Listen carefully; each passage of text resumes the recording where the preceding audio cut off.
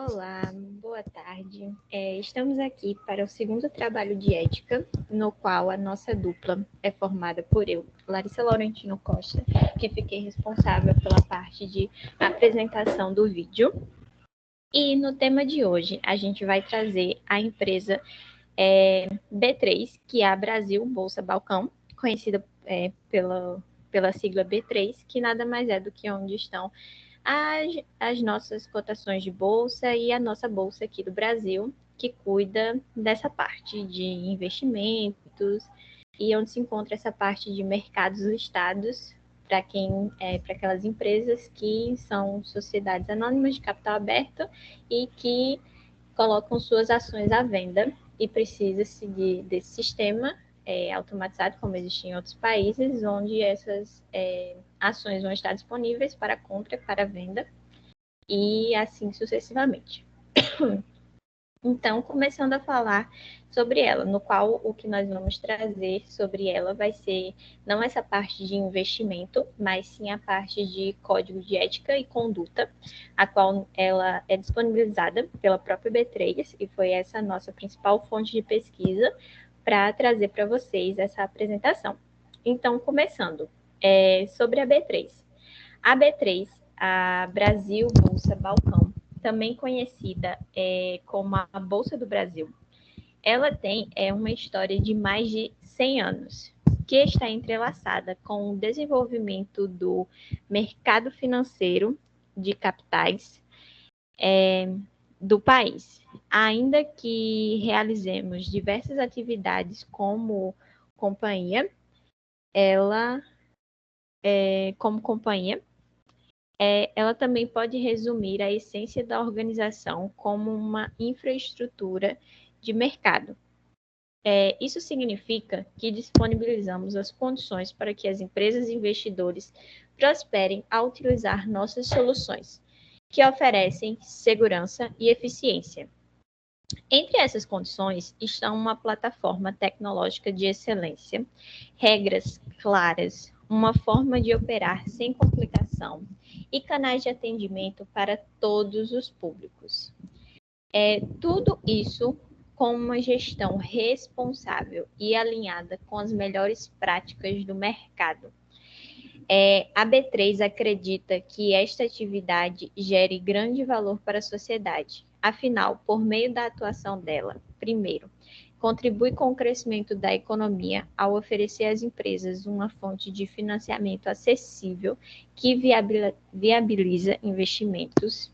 E segundo, proporciona às pessoas produto que as ajudem em sua construção de patrimônio e em sua segurança financeira, por meio de oportunidades de diversificação de investimento no mercado de capital. Partindo para o nosso próximo slide. Aqui nós vamos abordar sobre as atividades da B3.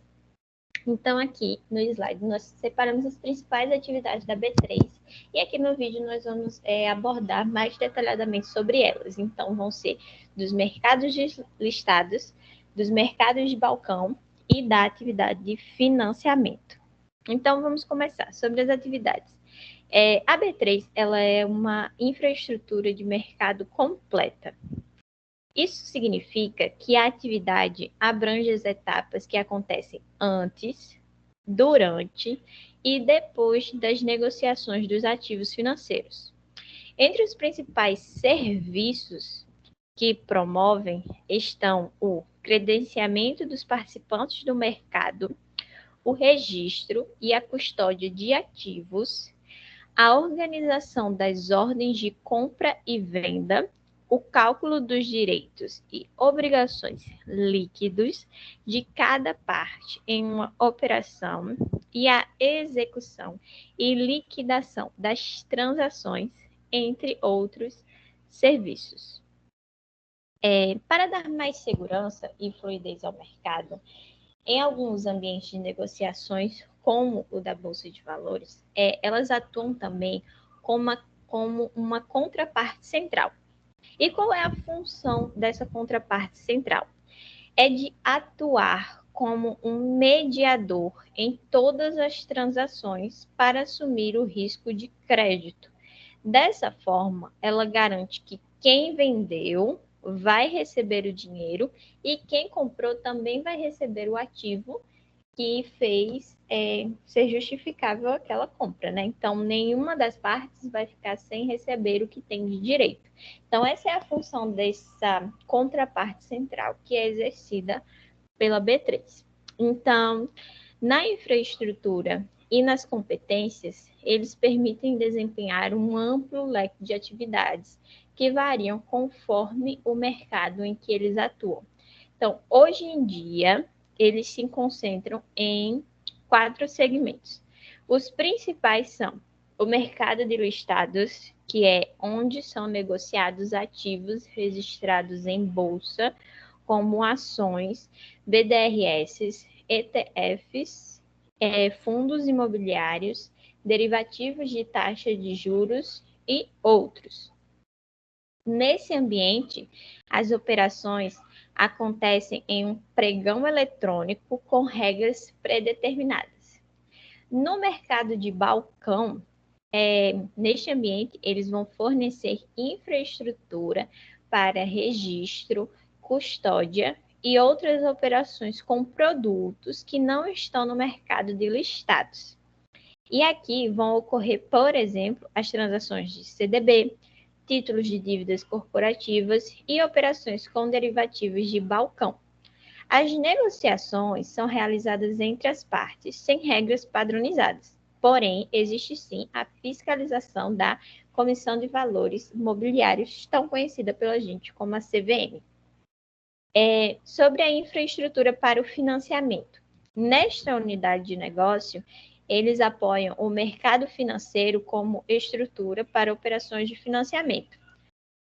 No mercado automotivo, por exemplo, eles vão oferecer o sistema eletrônico para registro de gravames de financiamento de veículo, que traz a segurança ao setor financeiro e contribui para uma oferta de crédito mais ampla.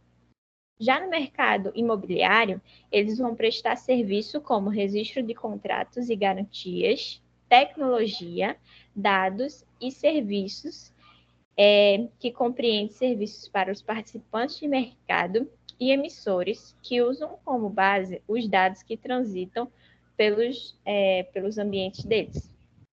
Isso inclui soluções de analytics, que é a análise de grande volume de dados, e estatística para tomada de decisões mais eficientes. Então, por isso a disponibilização de nosso marketing, data em tempo real, tecnologia para leilões, licitações e muito mais. Agora, falando sobre a conduta de ética, que é o foco do nosso trabalho. Então, sobre a conduta de ética. Um dos principais instrumentos utilizados em nosso dia a dia para prevenir, remediar e punir atos de corrupção, de fraudes e outros atos ilícitos é o Código de Conduta e Ética. E o que é que vai ter nesse documento de Código de Conduta de Ética da B3? Então, o documento, ele vai orientar os administradores, funcionários e estagiários sobre os padrões de regras e comportamentos esperados, tanto no ambiente de trabalho como no relacionamento com clientes e demais públicos. Porque de nada adianta você treinar o seu funcionário, estabelecer o seu código de ética que funcione só dentro da empresa. Não só a B3, mas todas as empresas, de alguma forma, elas sempre vão estar se relacionando com usuários externos. E tem que existir uma padronização de como vai ser esse contato. Quais são os limites? O que se deve esperar? O que você tem que fornecer àquele usuário? O que é que ele espera de você? Então, qual é a sua conduta para lidar com situações diversas que vão aparecer quando você está lidando com o público? Então, por isso que é bem reforçado essa parte aqui. O conteúdo do Código de Ética, ele tem como base os nossos princípios e valores. Então, na B3, eles entendem que todas as pessoas que fazem parte da organização, elas precisam conhecer e praticar as premissas estabelecidas pelo código. Em razão disso, eles adotam práticas de disseminação e valorização do seu conteúdo.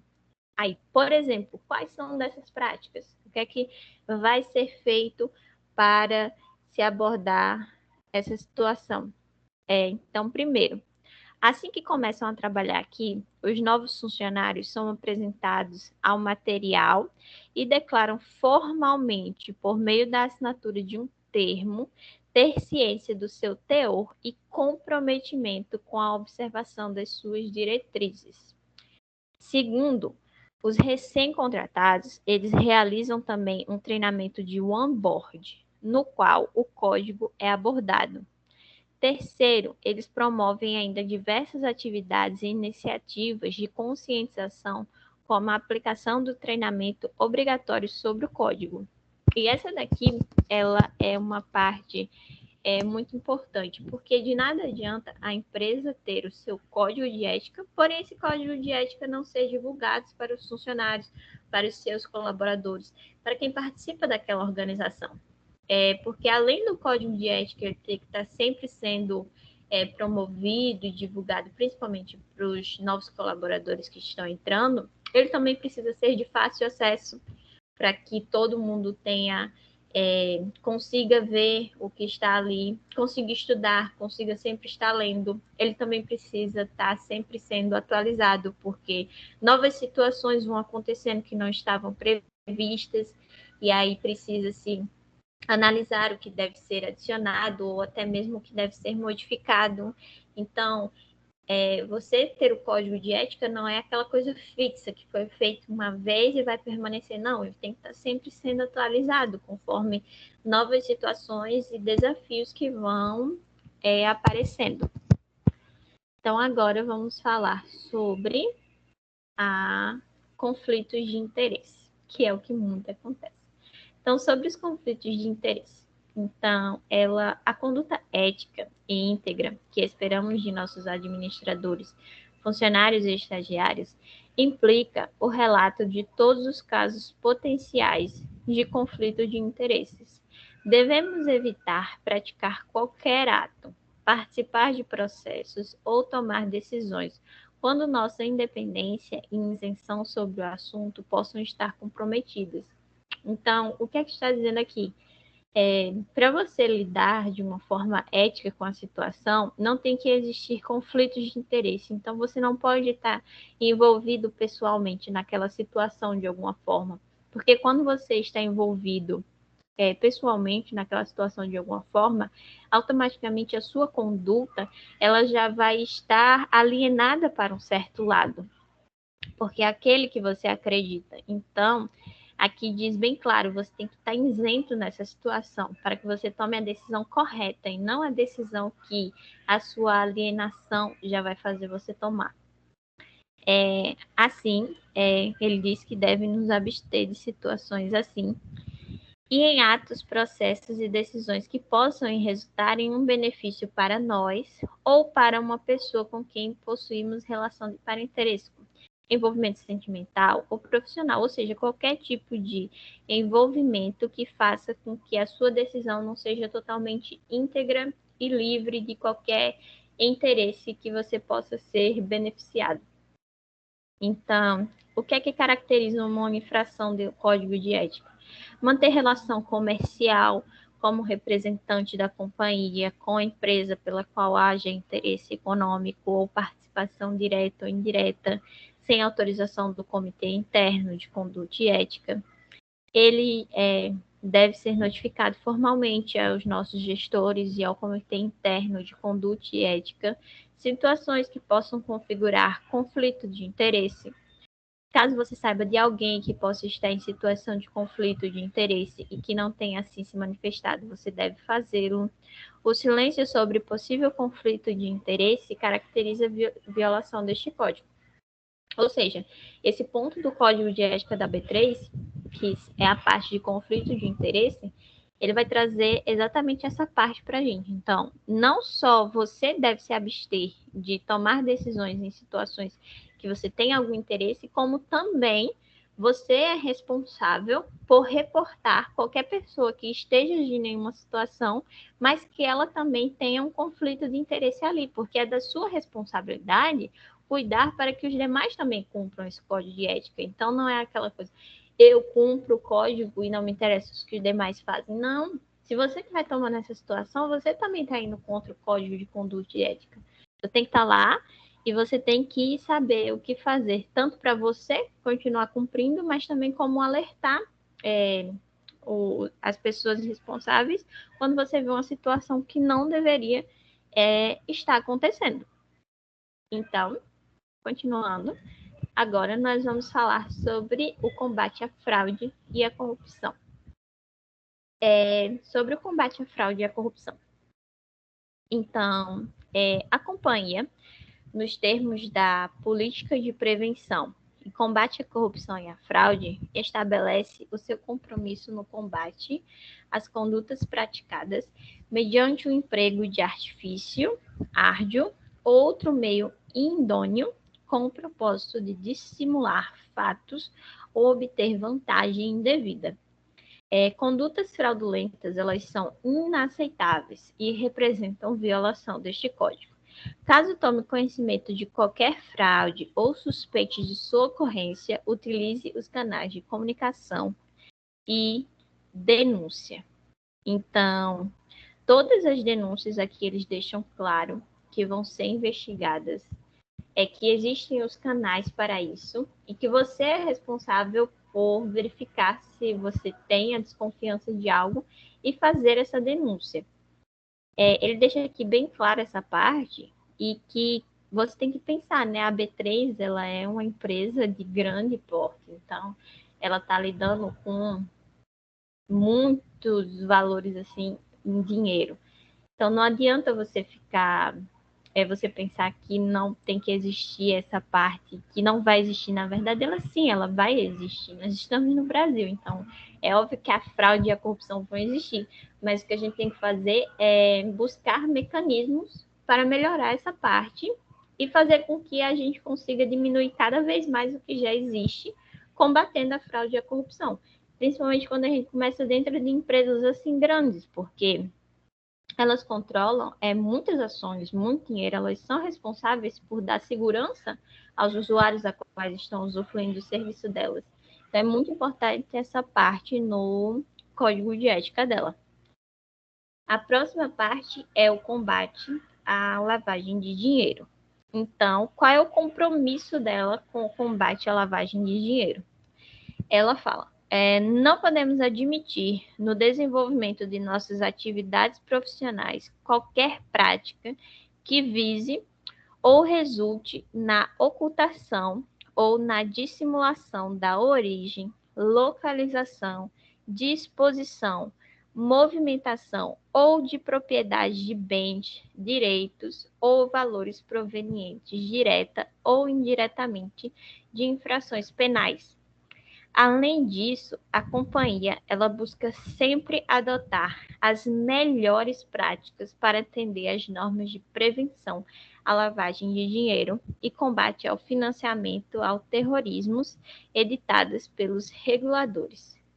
Então, aqui, sobre a fraude, então ela diz que ela está compromissada em diminuir, até mesmo zerar qualquer parte de lavagem de dinheiro, que ela não contribui de nenhuma forma para isso, como a gente aprendeu nas aulas de ética.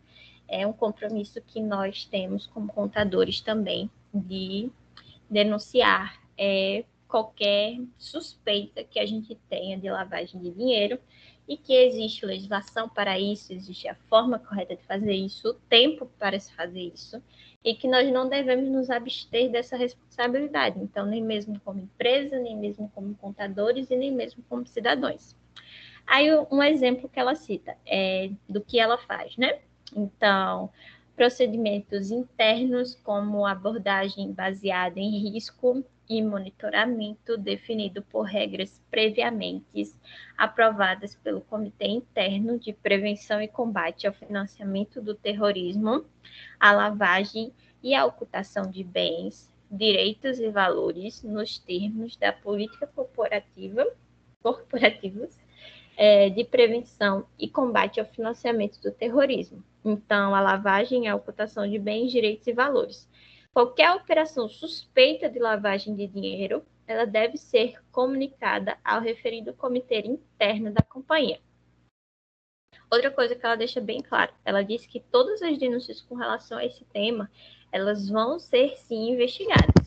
E ela fala quem é que faz essa parte. Então, compete ao Comitê Interno de Conduta e Ética, com o apoio das equipes de compliance, pessoas e auditorias, gerir e zelar pelo cumprimento do código, analisando todas as denúncias e conduzindo investigações e deliberando sobre os casos de comprovada infração. E hoje em dia tem se crescido até mesmo empresas que estão investindo mais em compliance e deixando as suas condutas de ética mais claras. Isso é um ponto que está até mesmo valorizando as suas ações em mercados, conforme alguns estudos mostram. Então, você ser claro, tanto na sua forma sustentável, como na forma como você cuida dessa parte de combate à lavagem de dinheiro, como você executa o seu código de ética, está melhorando também financeiramente os seus lucros. E como você se posiciona no mercado. Então, assim, além de você estar fazendo uma ação que vai melhorar o país como um todo, você também está ganhando por isso. No próximo slide, nós vamos abordar sobre propósito e valores. Então, o propósito. Qual o propósito? Então, o propósito é conduzir o desenvolvimento econômico sustentável para a sociedade prosperar. Porque quando você age com código de conduta e ética, quando todos da sua corporação, eles entendem o valor e a importância disso, você cresce não só como pessoa, mas você também cresce como empresa. A visão que os demais vão ter de você, da sua clareza, cria um ambiente de mercado excelente para você crescer e desenvolver cada vez mais novas atividades. Sobre os valores. Sobre os valores aqui, ele fala sobre gestão de pessoas. Então, gerir pessoas tem que existir como elas devem agir, o que elas devem fazer, como as coisas devem ser feitas, diversidade, equidade e inclusão. Então, você deve pensar também em todo mundo. O mundo é diverso, então você precisa poder incluir essas pessoas dentro da sua empresa e que elas se sintam bem, que elas se sintam valorizadas. Ele também fala aqui sobre a sustentabilidade, que também é um dos temas muito atual e muito abordado, e que também está sendo lidado pela B3, e sobre a responsabilidade social, né? Uma empresa de tão grande porte, ela tem uma responsabilidade com a sociedade como um todo, assim mesmo que não só a empresa, mas aqueles que a representam, que são os seus colaboradores. Então, eles precisam saber que existe uma responsabilidade nos ombros dele e que é dever deles cuidar daquilo, estudar e estar preparado para lidar com as diversas situações que vai acontecer. E aqui no próximo nós temos falando sobre quais são os deveres da governança. Então, os gestores, eles vão ter a responsabilidade adicional de encorajar e promover condutas éticas nas equipes, divulgar este código às suas equipes e esclarecer ou dar o devido encaminhamento às eventuais dúvidas, relatar nos termos da norma de tratamento de denúncias e fraudes, possíveis violações do Código de Ética e das demais normas da companhia, assegurar às suas equipes que não serão admitidas medidas relativas retaliativos, na verdade, pelo uso dos canais de denúncia da companhia. Então, aqui deixa claro que muitas vezes o que acontece dentro das empresas é que os funcionários têm medo da denúncia por não ser anônima. Então, você fica com medo de sofrer retaliação por estar fazendo o correto. Porém, aqui deixa claro que esses canais eles têm que sim ser anônimos, porque nós sabemos que quando as pessoas elas vão ser denunciadas, e se elas já estavam agindo com uma má conduta, então é óbvio que elas vão tentar retalhar de alguma forma a pessoa que fez o certo, mesmo ela estando fazendo o certo.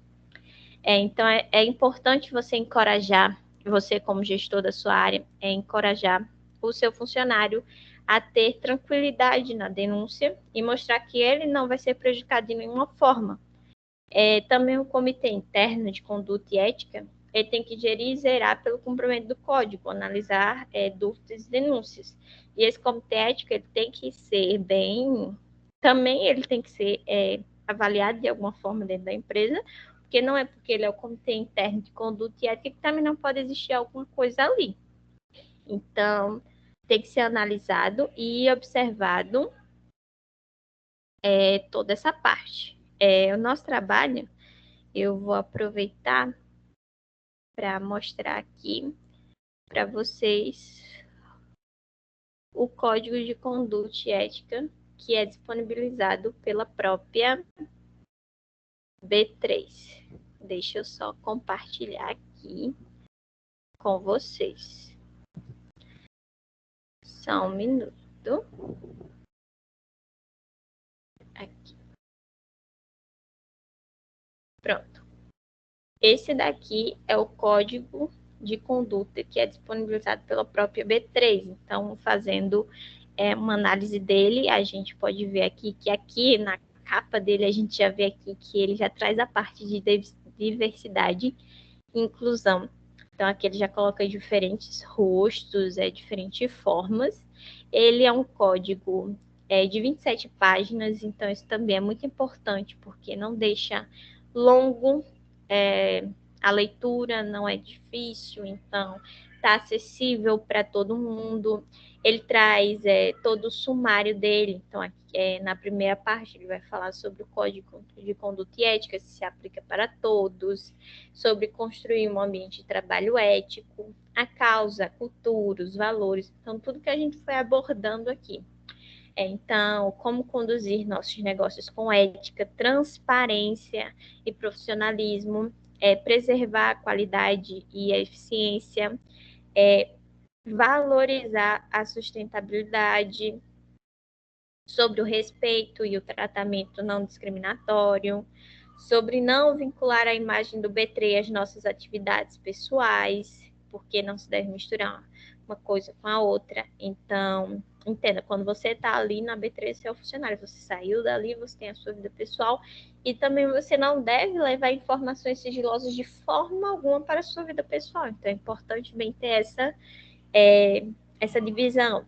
Então, opiniões pessoais, como elas podem afetar a imagem da B3, comunicar eventos pessoais de interesse, aquela parte que a gente falou de conflito de interesse. Aqui, respeitar o ambiente de trabalho. Então, o ambiente de trabalho, ele é um local que deve se existir, sim, normas de relacionamento que deve se acontecer ali e até que ponto pode. Utilizar e gerir com responsabilidade o patrimônio material e intelectual, comunicar possíveis conflitos de interesse, exigir os mesmos valores quando nos relacionamos com terceiros. Convite para eventos profissionais devem ser avaliados para exatamente não criar um conflito de interesse. Como eles são cautelosos a receber ou conceder brindes, para que de maneira alguma, por um acaso, essa premiação pareça que existiu algum interesse por fora. Como eles organizam e patrocinam eventos com responsabilidade e nosso compromisso com a prevenção e combate à corrupção. Então, aqui ele fala tudo, então ainda tem aqui a parte do sumário, então o compromisso com o combate à fraude, a lavagem de dinheiro, o caráter competitivo e o tratamento isonômico em leilões, licitações, o uso das informações com segurança, confidencialidade e responsabilidade, assegurar a prevenção dos nossos registros, observar as restrições a negociações nos mercados de administradores, observar as regras de representação da B3, nosso relacionamento com os acionistas e investidores, os canais de comunicação, as denúncias aqui, que eles não aceitam retaliações, a violência do código de ética e a vigência, isso é muito importante. O que eu disse, que o código de ética ele não é algo fixo que vai ser feito uma vez e por ali vai. Não, então aqui, e o muito importante dele é que mesmo no PDF, quando a gente clica no lugar, ele já vem para cá. Então, ó, ele deixa aqui, ó, que o início da vigência foi 1/7/2021, aí ele traz aqui a primeira versão e ele traz todas as alterações aqui.